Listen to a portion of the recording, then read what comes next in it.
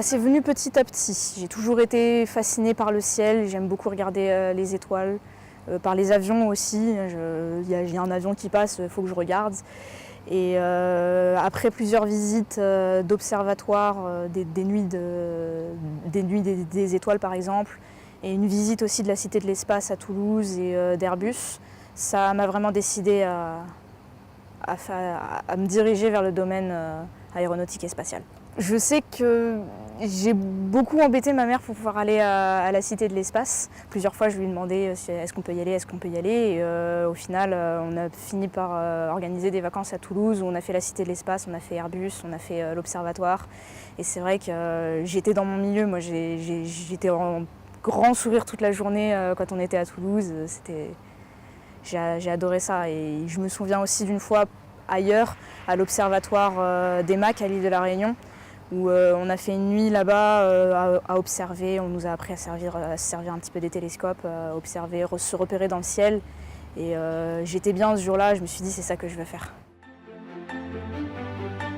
C'est fascinant, c'est encore inconnu, il y a encore tellement de choses qu'on ne connaît pas. Puis en même temps, ça peut répondre à beaucoup de questions. Ce que je trouve fascinant, par exemple, c'est la création de l'espace, le Big Bang.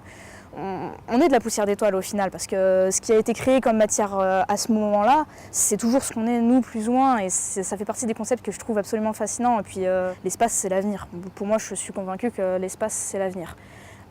Ça se voit au vu de l'avancée technologique qu'il y a eu en moins d'un siècle pour partir au début des années 1900 du premier vol des frères Wright jusque maintenant. On envoie des satellites, pas tous les jours non plus, mais enfin, voilà, c'est commun. Ça s'est fait en un siècle, c'est absolument fascinant. Et puis toutes les technologies qui sont issues de la recherche spatiale, qui sont dans notre quotidien aussi, on ne le sait pas forcément, mais c'est aussi très, très impressionnant. Suivre ses rêves, si on a envie de faire ça, on le fait, quoi que les autres disent.